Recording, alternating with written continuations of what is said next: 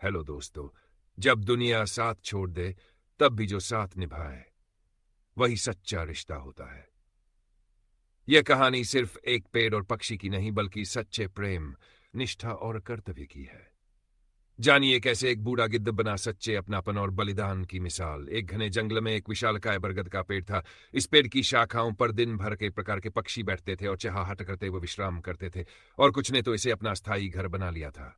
बरगद के पेड़ की छांवों में रहते हुए वे सुख का अनुभव करते थे। जब हम किसी जगह व्यक्ति के साथ लंबे समय तक रहते हैं तो हमें उनसे लगा हो जाता है। यही हाल इन पक्षियों का हो गया था, जिन्हें बरगद से गहरा प्रेम हो गया था। एक दिन जंगल में भयंकर सूखा पड़ गया। यहां कई वर्षों से बारिश नहीं हुई थी। पेड़ पौधे सूखने लगे, बरगद भी पानी के अभाव में सूखने लगा, और पक्षियों ने धीरे धीरे उसका साथ छोड़ना शुरू कर दिया। अंततः जब बरगद पूरी तरह सूख गया और उसकी शाखाएं टूटकर गिरने लगीं, तो वहां रहने वाले सभी पक्षी दूसरे स्थानों पर चले गए।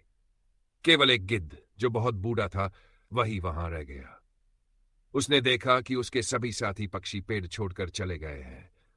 कुछ पक्षियों ने उससे भी चलने को कहा, लेकिन उसने इनकार कर दिया। बूढ़े गिद्ध ने सोचा, मेरा जन्म इसी पेड़ पर हुआ था, मैं इसी पर बड़ा हुआ हूं। इस पेड़ ने मुझे जीवन के सारे सुख दिए हैं। आज जब ये पेड़ संकट में है तो मैं इसे छोड़कर कैसे जा सकता हूं। ये पेड़ मेरे लिए माता पिता जैसा है। मैं इस पेड़ को छोड़कर नहीं जाऊंगा, चाहे कुछ भी हो जाए। जो लोग अपने माता पिता को बुढ़ापे में छोड़ देते हैं वे बड़े स्वार्थी होते हैं। गिद्ध ने निश्चय किया कि वह मरते दम तक इस पेड़ का साथ नहीं छोड़ेगा। समय निकलता गया और पेड़ दीमक से ग्रसित होकर और भी कमजोर हो गया, लेकिन गिद्ध ने फिर भी उसे नहीं छोड़ा। वह दिन में अपना भोजन ढूंढने के बाद शाम को उसी सूखे हुए पेड़ पर लौट आता था। कई दिन इसी तरह बीत गए। जो पक्षी पेड़ को छोड़कर चले गए थे उन्होंने सोचा, गिद्ध अभी भी उसी सूखे पेड़ पर रह रहा है।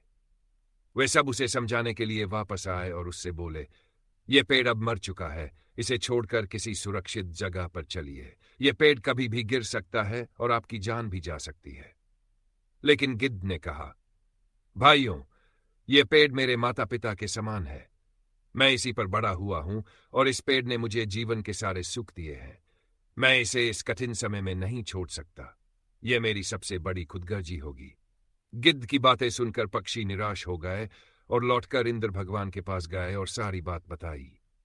इंद्र भगवान ने पक्षियों की बात सुनकर गिद्ध को समझाने का निर्णय लिया। इंद्र भगवान ने गिद्ध से कहा, हे गिद्ध, ये पेड़ अब बहुत कमजोर हो चुका है। इसकी शाखाएं गिर चुकी हैं और इस पर एक भी हरा पत्ता नहीं बचा है। अगर यह पेड़ गिर गया तो आपकी जान भी जा सकती है, इसलिए इसे छोड़कर किसी सुरक्षित जगह पर चले जाइए। गिद्ध बोला, जब मेरा जन्म हुआ था मेरे माता पिता मुझे इसी पेड़ पर छोड़ गए थे। मैं इस पेड़ पर बड़ा हुआ हूं और इसी पर रहते हुए बूढ़ा हो गया हूं। आज जब यह पेड़ संकट में है तो मैं इसे छोड़कर कैसे जा सकता हूं।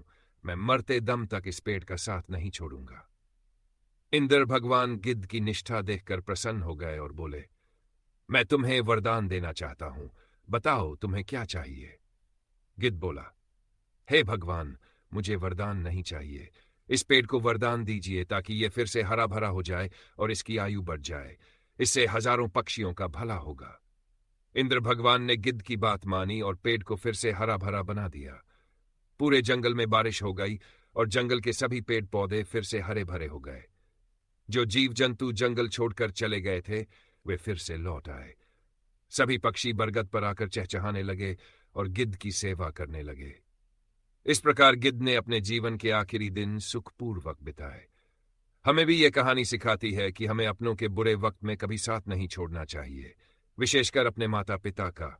वे हमारे जीवनदाता है और हमारे पालन पोषण में उन्होंने कठिनाइयां सही है, इसलिए उनका बुढ़ापे में सहारा बनना हमारा कर्तव्य है।